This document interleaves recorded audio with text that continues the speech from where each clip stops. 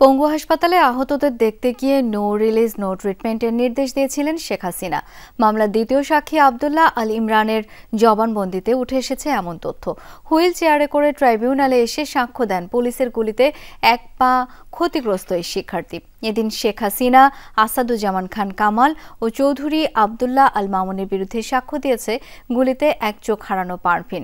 ৬ August পরবর্তী সাক্ষ্য গ্রহণের দিন ধার্য করেছেন ট্রাইব্যুনাল। নতুন ব্লেন্ডে আরো রিচ অ্যারোমায় সেলন ফ্যামিলি ব্লেন্ড টে। বৈষম্য বিরোধী আন্দোলনে আহতদের দেখতে গত বছরের ২৭ জুলাই পঙ্গু হাসপাতালে যান ক্ষমতাচ্যুত প্রধানমন্ত্রী শেখ হাসিনা। তখন ওইসব আহত ব্যক্তিদের দেখে তাকে আবেগপ্রবণ হয়ে পড়তে দেখা যায়। তবে আন্তর্জাতিক অপরাধ ট্রাইব্যুনালের প্রসিকিউশন জানায়, জুলাই হত্যাযজ্ঞের মামলায় তদন্তে হাসপাতালে গিয়ে তদন্ত সংস্থা জানতে পারে যথাযথ চিকিৎসার আশ্বাস ছিল মূলত লোক দেখানো। সুচিকিৎসা তো নয়, বরং চিকিৎসা এমনকি ছাড়পত্র না দিতে নির্দেশ দিয়েছিলেন শেখ হাসিনা।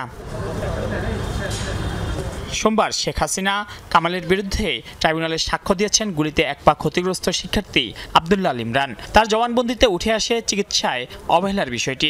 ইমরান ট্রাইব্যুনালে বলেছেন, পঙ্গু হাসপাতালে আহতদের দেখতে গিয়ে হাসপাতালটির কর্মকর্তাদের নো রিলিজ নো ট্রিটমেন্ট নির্দেশ দিয়েছিলেন শেখ হাসিনা। এটি তিনি নিজে শুনেছেন। তার নির্দেশের কারণে হাসপাতালে তিনি যথাযথ চিকিৎসা পাননি এবং বেসরকারি মেডিকেলে যাওয়ার জন্য ছাড়পত্র দেয়া হয়নি তাকে। ফলশ্রুতিতে আজ পঙ্গুত্বের দাঁড়ে তিনি হাসপাতালে ভর্তি ছিলেন, ভালো মতো চিকিৎসা হয় নাই।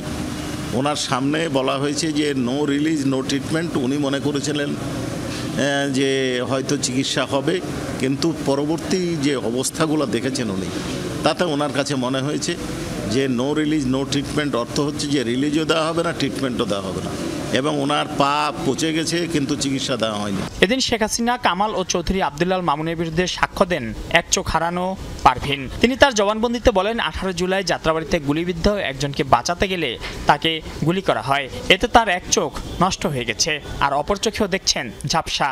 মুমূর্ষ আহত ব্যক্তিকে বাঁচানোর অবস্থায় উনি তাকে উদ্ধার করতে গেছিলেন। তাকে কিভাবে হত্যা করা হয়েছে, তার চোখে কিভাবে গুলি করা হয়েছে তার বর্ণনা দিয়েছে। তার চিকিৎসা করা হয়নি, 5 তারিখের আগে ভালো হবে সেটার বর্ণনা দিয়েছেন। 5 তারিখের পরে তার চিকিৎসা ভালো হয়েছে সেটা বলেছেন। ইমরান ও পারভিন দুজনই নির্বিচারে গুলির জন্য শেখ হাসিনা, আসাদুজ্জামান খান কামাল ও চৌধুরী আব্দুল্লাহ আল মামুনকে দায়ী করে শাস্তি দাবি করেন।